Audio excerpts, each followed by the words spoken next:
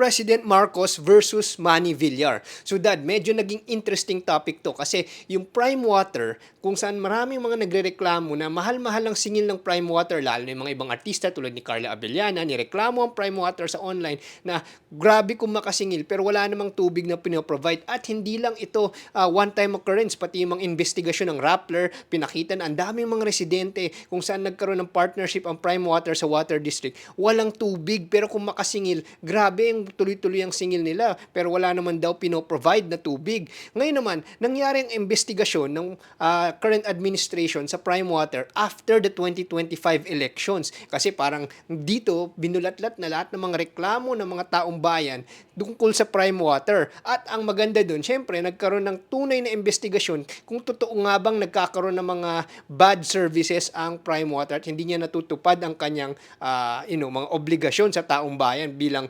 partner ng water district. Ngayon naman, ang tanong ng ibang tao, bakit biglang naimbestigahan ang prime water?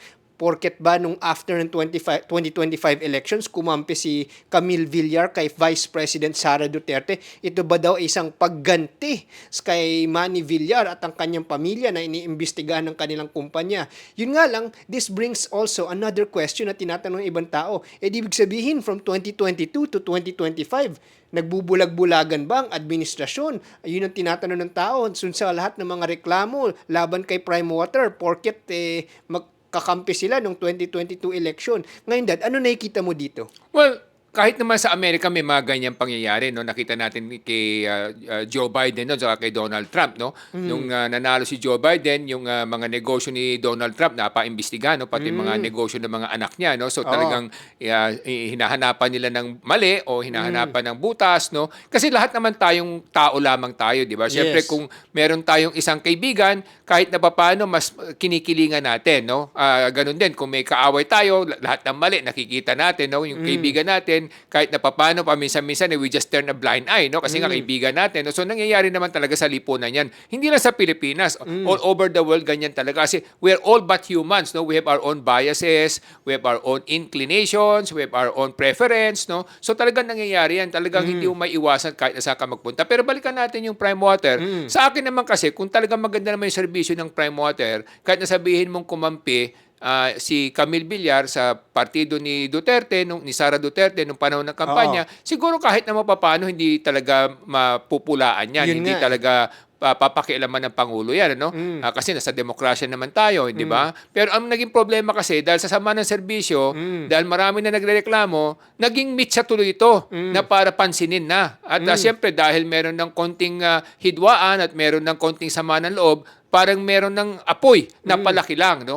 So, yung apoy na yun pwedeng namatay kung magkakampi sila. Pero dapat gamutin pa rin yung problema. Di ba? Kasi kung ikaw yung Pangulo ka, hindi lamang ng kaibigan mo, Pangulo ka ng buong sambayanan. Exactly. Trabaho mo, responsibilidad mo, pananagutan mo na pangalagaan ng kapakanan at karapatan ng bawat mamayan. So, kung maganda naman sana yung serbisyo, I don't think there will be any problem. But the issue here is, because there had been so many complaints, it's just so happen na nabigyan mo pa ng dahilan kasi nga nagkaroon na tuloy ng motivation. No, kumbaga noon, sige, pabayaan na tamang proseso ang dadaanan, napabilis tuloy yung proseso kasi nga parang merong tampuhan na o merong hidwaan. Kasi siyempre kung analyzein natin, suriin natin o aralin natin. Kasi nga biglang parang bumaliktad si Camille Villar nung huling panahon ng eleksyon, kumampi siya o sumama siya sa partido ni Sara Duterte. So siyempre hindi mo maiwasan kahit naman sino sa atin, pare-pareho tayong mga tao na magkakaroon talaga tayo ng sama ng loob, no? Bakit parang tinalikuran mo kami pagdating sa dulo, no? Magkakasama tayo.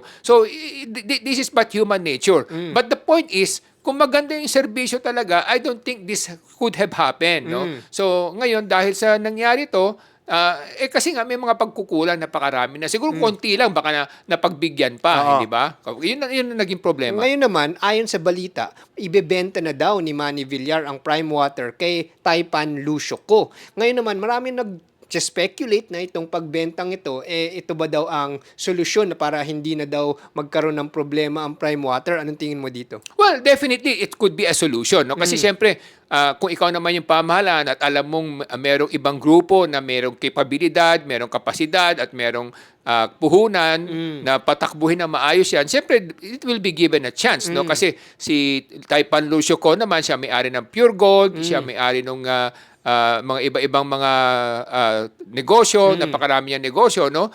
Costco, kung ano-ano pa. So Oo. dahil marami siyang negosyo na napalaki niya, napatakbo niya na maayos, so syempre kahit na papaano gustong bibigyan ng pagkakataon niya ng pamahalaan na maituwid Oo. yung dapat. Kasi kung i-absorb lang ulit ng gobyerno yan, syempre ang bureaucracy natin kasi Oo. hindi naman talaga maayos din magpatakbo, di ba? Yes, oo. Kahit na ibalik mo sa gobyerno yan, sasama lang din kasi nga may maraming proseso ang gobyerno na napakahirap para magkaroon ng maayos na serbisyo. Kaya nga pinrivatize yan in the first place is because gusto nila na mas maganda yung serbisyo sa tao. Ang gobyerno kasi, pag bibili lang ng isang produkto, kinakailangan may bidding pa yan, ang daming proseso na dadaanan bago Oo. ma-approvean. Saka kung may mga pagbabago sa technology, napakatagal din ang proseso bago nila i-absorb yan. Samantalang kung nasa private sector yan, mas mabilis sila gumalaw. Kahit na nakita natin sa airport nung pinrivatize, napunta sa grupo na San Miguel nila Ramon Ang, napaganda yung airport. Samantalang ang tagal na sa gobyerno niyan, talagang halos kaunti lang yung improvement na nagagawa nila compared sa private sector na mas mabilis sila gumalaw, mas mabilis sila magdesisyon Exactly, oo. kasi yung kanilang proseso mas simple, no? So hindi katulad sa gobyerno. Saka pangalawa, dahil yung mga managers doon, they are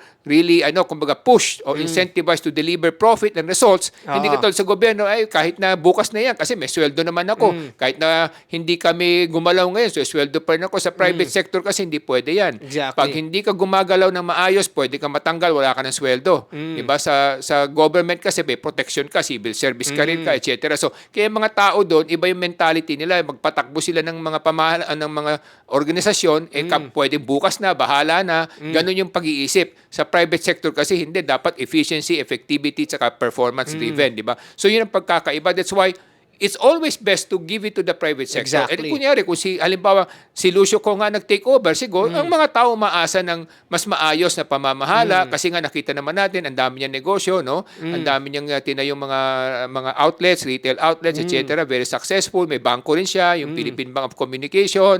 Ang dami. So kaya nga umaasa yung tao sa kanya na because he knows how to run a business and he knows how to build a business, siguro naman kahit na papano mapapatakbo niya ng maayos tong Prime Water. Pero pag hindi niya pa rin naayos yan, Of course. after 1 year, siguro talagang mapupwersa ang ating pamala na either i-bid out yan o i-absorb muna nila. No? Pero again, even i-absorb nila yan, yung serbisyo hindi kagad gaganda yan. Oo. Pero kung private sector yan, siguro within a Mas year mabilis. or 2, mas mabilis makikita natin. No? Yun nga yung nakikita ko kasi si Lucio ko, he's a businessman who was able to grow from scratch. So he has to be highly efficient and highly optimized. Wala siyang subsidy. He was able to, move and create something big from scratch. Kaya siya talaga ang sa mga, perfect na siguro mag-take over, or others who are similar like him are perfect to take over because they know how to grow without subsidy, without support. No, hindi sila sanay sa mga, maraming mga wastages. Kasi siguro, ang isa sa mga nakikita ko dito, correct me if I'm wrong, kasi previously, although siguro, ang sinasabi ng mga ibang naysayers na from 2022 to 2025, kung nagbulag-bulagan ba ang admin, siguro ang nakikita ko dito, they gave him a chance for the 3 years. Kasi syempre, bilang kasama nila sa slate nung 2022, they give him a chance to improve the services. So they were trying to, let him be able to rectify the issues. But since 3 taon na lumipas, hindi pa rin rectify. One of the reasons na posibleng reason na sinasabi ng mga tao dito kasi mga Villar, hindi naman talaga sila negosyante. They're more of politicians who are used to government subsidies, government support. So therefore, when you put a politician to run a business, he will run it similar to how he runs his governance, no? Na everything has to be, maraming mga support, therefore kung maraming support, maraming mga wastages kasi hindi sila efficient. So is it that case na it's the wrong profession for this job? Yun ba yung nakikita mo? Well, definitely, no? Kasi ganito yan eh. Hindi porke magaling ka sa basketball, magiging magaling ka sa baseball o sa football, no? Nakita naman natin kahit si Michael Jordan, magaling sa basketball, sinubukan niya yung baseball, pero hindi siya nagtagumpay doon, kaya bumalik din siya ulit sa basketball, no? So, ganun talaga kasi bawat isa sa atin may kanya-kanya tayong biyaya sa Panginoon, na may kanya-kanya tayong binasbasan ng talento at abilidad, no? So, hindi porke magaling ka sa, ulitin ko, sa baseball, magaling ka sa basketball and vice versa. So, therefore, ang sinasabi natin, ang bawat tao may kanya-kanyang biyaya at abilidad. So, kung hindi ka talaga marunong magpatakbo ng negosyo pero pundar mo yung mga negosyo mo dahil sa kapangyarihan o dahil sa impluwensya ng kapangyarihan, then iba yung pamamaraan mo kaysa doon sa talagang galing sa hirap at nagpalaki ng negosyo. So ibang abilidad yun, no? Yes, So that's why exactly. we cannot compare that because these are two different sets of abilities, no? So kaya nga balikan natin, for example, sinasabi natin no, na kasi sa ating mga tao normal naman yun. Hindi naman pwede mo sabihin ito yung nangyayari lang sa Pilipinas o sa Pangulo lamang, di ba? So ganito kasi tayo, di ba? Pag kilala mo at gusto mo yung tao at parang malapit sa iyo, pag may mga mali, minsan kahit na paano, you just give them more patience. Kumbaga pinagbibigyan mo ng mas malaking alagwa na maitama nila yung mali nila. Yes. Pero kung ayaw mo naman yung tao at galit ka sa tao, kahit na maliit na kakulangan o pagkakamali, talagang naiinis ka at lumalaki yung galit mo kasi Yun. nga parang hindi mo siya gusto. Normal sa atin lahat ng mga tao yun. Nobody is perfect in this world. No? But again, as we are saying, we're all humans, we have our own biases and preferences, no? Exactly. So siyempre kung tinalikuran mo yung kaibigan mo o kasama mo, siyempre merong inis yun sa iyo, hindi mo maalis yun. At kung nagkamali ka, mas lalong madali kang kumbaga ilaglag, no? Kasi nga nakita naman nila na una, hindi ka na masasandalan bilang maayos na kasama. Pangalawa, may mga pagkukulang ka pa. Pero kung maayos kang kasama at may pagkukulang ka, siguro mas magbibigyan ka ng chance to correct it. But again, meron din limits yan. No? Kahit na kaibigan mo, kung talagang mali, meron din limits yan na hanggang kailan kita pagbibigyan. Hindi ba? Yes, So, ganun yun. Ganun naman ang buhay ng tao. So yun yung nga isa nakikita ko na dapat ang taong tao ay dapat iangkop sa tamang trabaho. Ganon din sa negosyo, no? Whether it's a PPP project or a government project, porket politiko siya, malakas siya, siya na makakuha ng kontrata or ng partnership. Pero kung politiko lang siya at lumaki siya sa mundo ng politika lang, parang hindi yata magiging swak or baka mas mataas yung chance na hindi maging maganda ang serbisyo ng mga mangyayaring partnership, hindi ba, Dad? Correct, no? Parang ganito 'yan eh. Kunyari ikaw ay isang doktor sa pagpapaanak ng babae ng bata, no? Hindi meron naman siyang doktor na dentista. Hindi mo pwedeng gawin yung dentista na magpaanak sa iyo kasi iba yung kanilang talento o training bagamat pareho silang doktor. No? Ang dentista kasi doktor din ang tawag eh. O ganun din yung isang doktor ng puso. Tapos ikaw naman doktor sa halimbawa pagpapaanak ng bata. Isang cardiologist against isang OB-GYN. You cannot ask ang OB-GYN to operate on your heart and you Yes. cannot ask a heart surgeon to operate or to bring out the baby in your stomach. So merong kanya-kanya kasing talento yan o abilidad na iaangkop mo, itutugma mo. Parang ganito yan parang you cannot put a square peg in a round hole. Yes. And you cannot put a round peg in a square hole. No? Yung mga ganun kasabihan, di ba? So, yun ang mga ating mga leksyon siguro na matututunan dito. On the Villar side naman, nakikita ko siya, he's a really good politician. He knows how to promote their name, their family, and he has really specialized in being able to become a national figure, not just for himself, but buong pamilya niya. Kaya tingin ko, meron din siyang iba't ibang skills na maitutulong naman sa bayan. Pero syempre, dito nagkaroon ng problema, kaya siguro to nag-spiral into this kind of situation which we have now na under investigation while nagkakaroon ng bentahan na, no? So hopefully maayos na yung problema sa Prime Water kasi after all the challenges, no? And let this be a lesson to all Filipinos na education is very important kasi syempre pag nag-aral tayo for the right profession, we can also choose the right people for the right jobs, and we have the right, and